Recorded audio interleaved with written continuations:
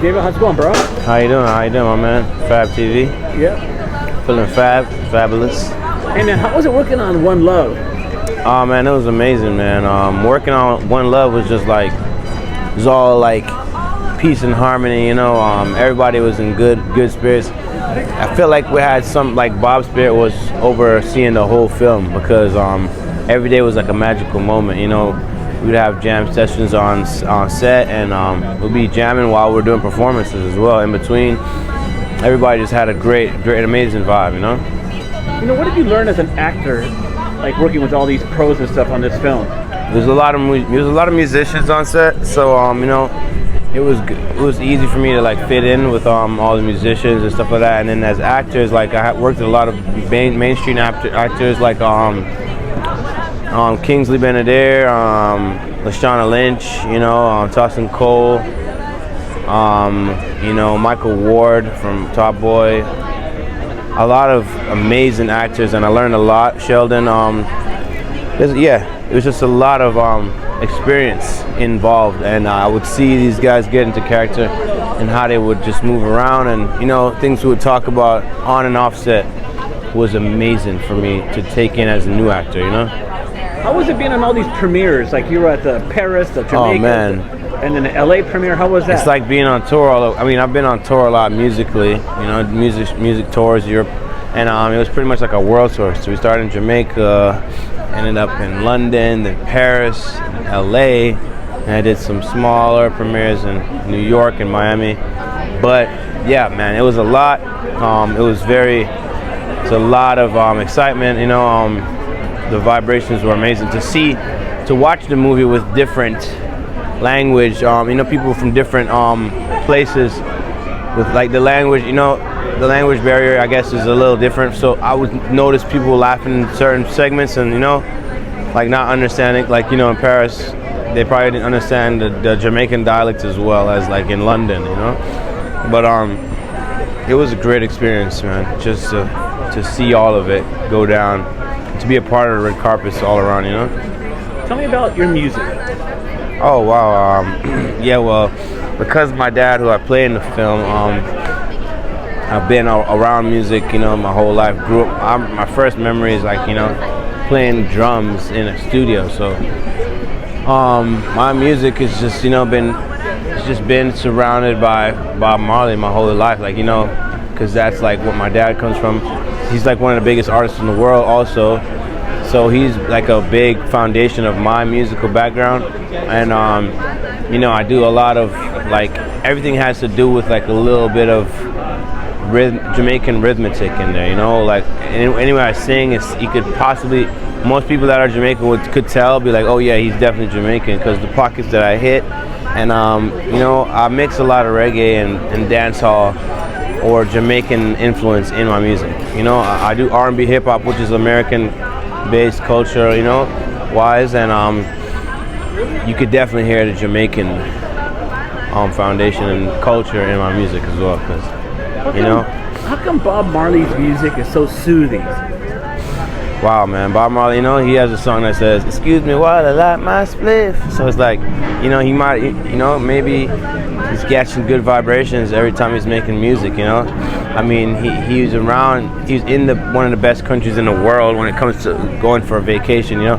When you go for a vacation, what do you want? You wanna lay down by the beach, you know, enjoy the ocean sound, you know, probably, you know, have some drinks, you know, a little, you get away, it's a good vibration. You go by the river, you know, you hear the waterfalls, you know, you see beautiful skies every day, palm trees, you know, blue oceans.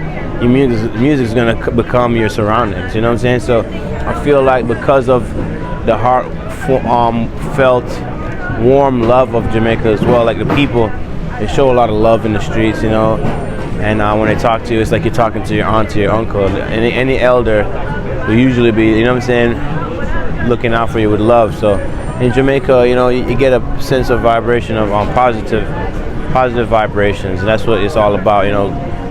Bob Marley's music is about God's message, which is God's, you know, true message, and then it's about peace and love. So you're always gonna get some good feelings and, you know, calm, soothing feelings when you hear that type of music. When you're playing at festivals all over, what's going through your head when you're performing? Wow, what I'm playing is, am I getting the lyrics right? Because I'm not gonna lie, sometimes when you're so in the middle of a show, you don't even remember sometimes what part of the song you're at. I don't know if that makes any sense, but it's just like it's the excitement. It's like, you know, the beat. Sometimes you might think you're at the first verse, and you're already at the third verse. You know, you might have to recycle. You might have to redo the first verse sometimes. But you know, they never even catch on in live shows. They're having so much fun. They're just like, whoa, it's like a remix. You know what I'm saying? It's always, live shows are always remixes of the original. So you know, you could always flow it however you want it to go. But sometimes I don't even notice how much people are there. One time I did a show in Jamaica opening for Chris Brown. I think it was like 20,000 people. And I'm only noticing the people on the floor. And then the lights, I don't know if they're turned on the back or something. And I looked beyond the lights, I think, and I was like, oh, snap.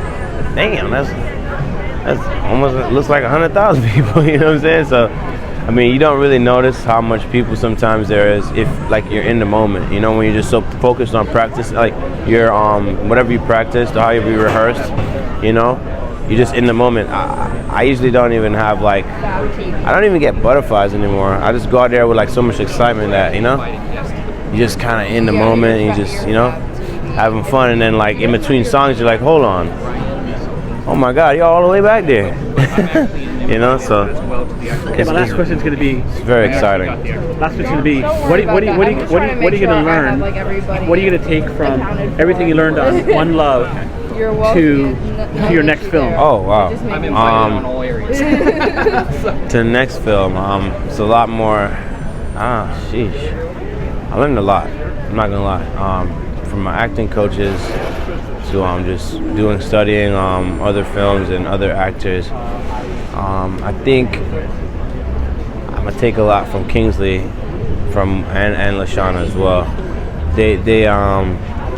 Their impact in their roles are so emotional, so much emotional value. I believe that I'll be able to portray that in my future films because I literally got to witness it firsthand and watching the movie over and over and over again. You know, loving the movie because of what it's like a part of my history, like family history, legacy. So, you know, I got to key in on their parts and how sensitive they were and how much time they spent, you know, playing a #1 lead, and you know, I feel like it gave me more of humility when it comes to acting, just to like to dive deeper into, you know, the character, and to play all sides, you know, of the feel when it comes to you know, emotions, anger, you know, and happiness and sadness, you know. So all right, man. Well, hey, thank you for being on FabTV and BlackCinema.com. thank you guys for having me. You already know, FabTV LA.